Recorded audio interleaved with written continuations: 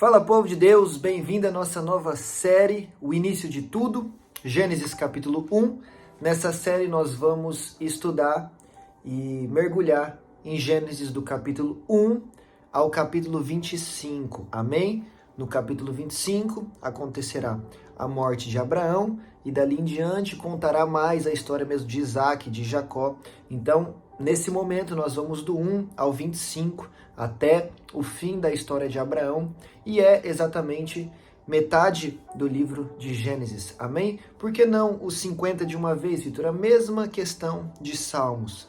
Salmos a gente fez 21 e não 150, porque eu não consigo me comprometer hoje a falar que vamos fazer os 50 de uma vez e acabar falhando algum dia, e acabar não conseguindo cumprir com o meu compromisso ou com a minha palavra. Então vamos fazer 25 dessa vez, e numa próxima oportunidade que Deus nos der e nos direcionar a isso, fazemos mais 25, concluindo o livro. Amém?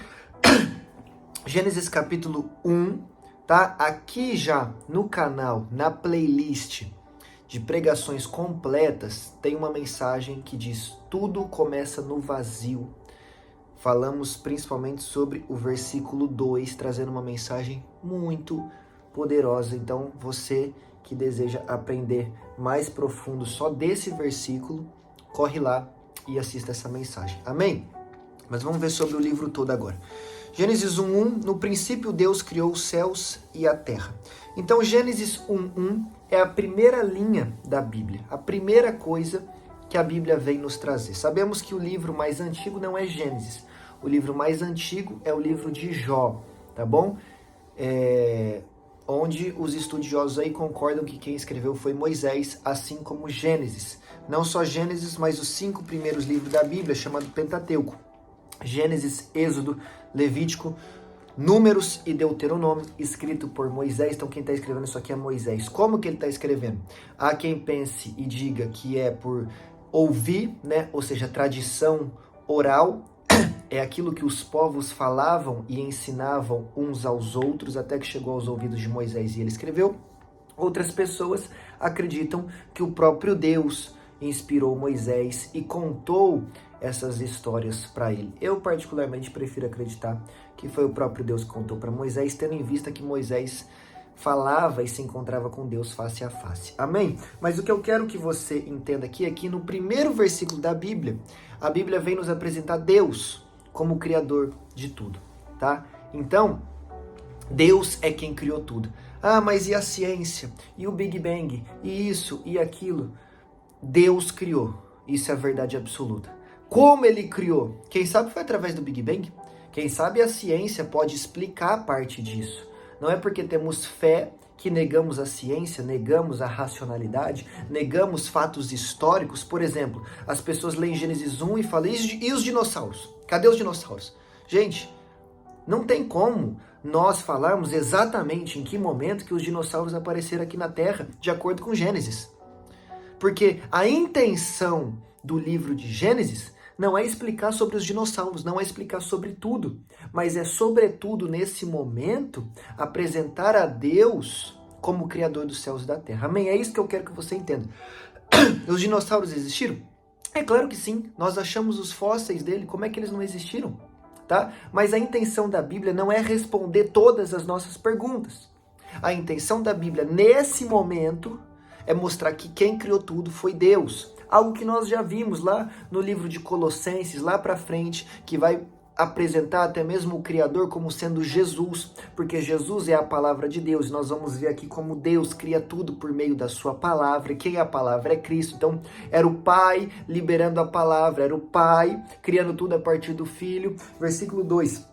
A terra era sem forma e vazia, trevas cobriam a face do abismo, e o Espírito de Deus se movia sobre as águas. Disse Deus: haja luz, e houve luz. Então, no versículo 1, Deus é o Criador de tudo. Versículo 2, o Espírito Santo está ali. Versículo 3, Deus, o Pai, está liberando a palavra é Cristo, é a Trindade Santa, Pai, Filho e Espírito Santo, apresentada já na criação de tudo, tá? Mas entenda isso, a primeira coisa que a Bíblia quer te ensinar é que Deus é o Criador. Existe um Criador. Existe alguém que está acima de tudo e de todos, porque tudo que existe é criação, é criatura, mas existe um que está acima de tudo e de todos. Ele é Criador. Amém? Agora, eu quero que você entenda como Deus, ele está à frente de tudo e ele está acima de tudo, tá? Disse Deus, haja luz, houve luz, Deus viu que a luz era boa, separou a luz das trevas, Deus chamou a luz dia e as trevas deu o nome de noite, passaram tarde e manhã, esse foi o primeiro dia. E aí Deus vai criando tudo, versículo 6, Deus disse, haja água, né? Versículo 7, então Deus fez o firmamento, separou a água, assim foi. Versículo 8, ao firmamento Deus chamou o céu, esse foi o segundo dia. Versículo 9, e Deus disse, ajuntem-se num só lugar as águas que estão debaixo do céu e apareça a terra seca, e assim foi. Versículo 10, a parte seca Deus chamou terra e chamou mares o conjunto de água, Deus viu que era bom. E aí Deus vai criando tudo. No versículo 13 passa o terceiro dia, no versículo 19 passa o quarto dia. E tudo isso é importante, mas eu não quero me atentar a isso agora. Eu quero que você entenda como Deus está acima e à frente de tudo. Primeira coisa, e passou um dia, 2 dias, 3 dias, 4 dias. Esses dias são igual aos nossos dias, 24 horas? Não dá para saber. Não dá para saber. Provavelmente não. A Bíblia diz em 2 Pedro, capítulo 3, versículo 8, que para Deus um dia é como 1000 anos e 1000 anos é como um dia. O que isso quer dizer? Quer dizer que Deus é atemporal. Deus não está preso ao nosso tempo. Deus não se limita ao nosso modo de contar o tempo. O nosso modo de contar o tempo se chama Cronos. Daí vem a palavra cronômetro, por exemplo. O modo de Deus de contar o tempo se chama Kairos.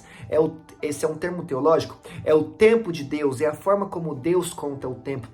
Então esses 6 dias aqui onde Deus criou tudo, são 6 dias como o nosso? Não sabemos, provavelmente não. Podem ser que tenham sido 6 dias, pode ser que tenham sido 6 segundos, pode ser que tenham sido 6 milênios. Não tem como afirmar isso, porque Deus está acima de tudo, até mesmo do tempo. Eu já falei isso em vários vídeos. Deus é o dono do tempo.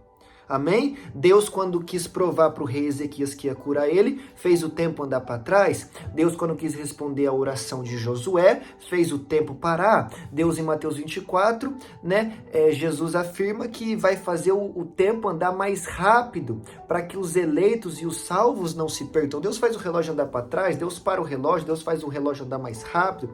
Tem uma pregação aqui no meu canal também que, se eu não me engano, é a pregação O Deus que Muda Histórias, que eu entro mais profundamente nisso. Nós vamos ver que Deus está mexendo em todo o universo, não é nem só no tempo.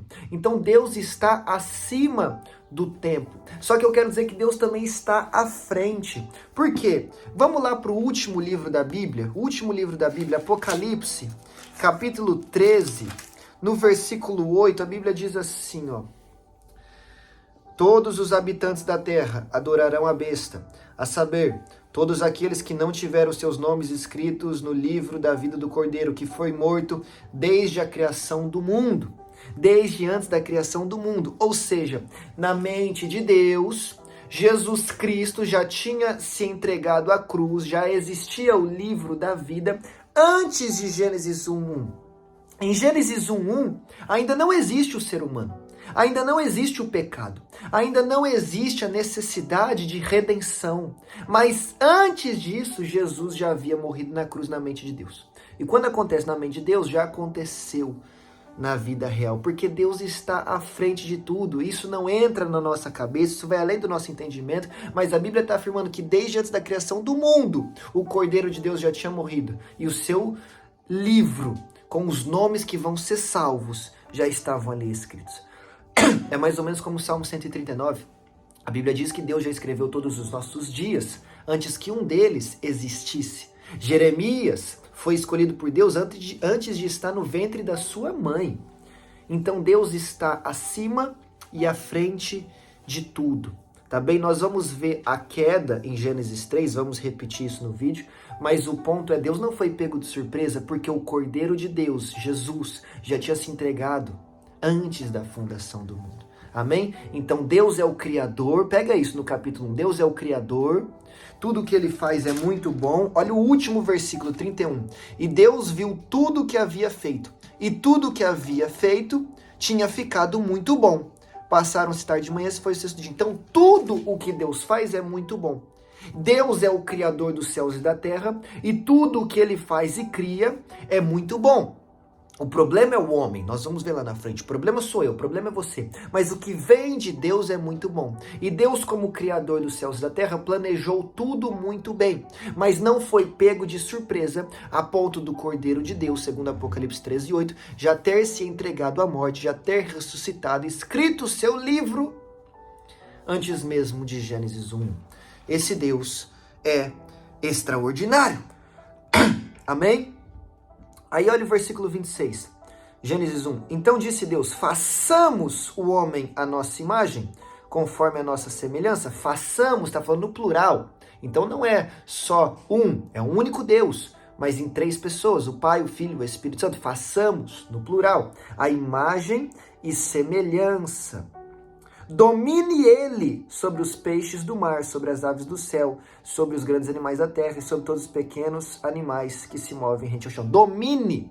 Deus está liberando 2 palavras sobre o homem. Vamos fazer segundo nossa imagem e semelhança e ele vai dominar. Então na terra somos chamados para dominar e não para sermos dominados. Tá entendendo? Esses dias eu vi um vídeo interessante, eu vou tentar resumir ele, mas Deus é o Rei eterno, imortal, como a Bíblia vai dizer, ele é Rei eterno, ele é Rei para sempre, né? Só que nós somos os seus filhos, aqueles que creem em Jesus são os seus filhos. Seremos rei um dia? Não, porque o filho, o príncipe, ele só se torna rei quando o rei morre. Então não seremos rei porque ele é Rei eterno.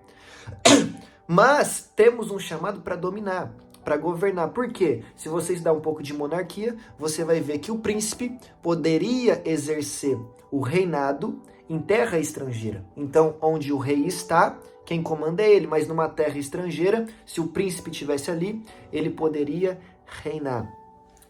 Deus habita no mais alto céu, está sentado no alto sublime trono, mas é como se a terra fosse um território estrangeiro e aqui ele designou para nós dominarmos. Porque sobre a terra ele criou os peixes, ele criou o mar, ele criou as aves, ele criou os grandes e animais pequenos, ele criou tudo. E ele está falando, domine o homem sobre o peixe, sobre a ave, sobre os animais de toda a terra, os grandes, os pequenos, os que movem no chão.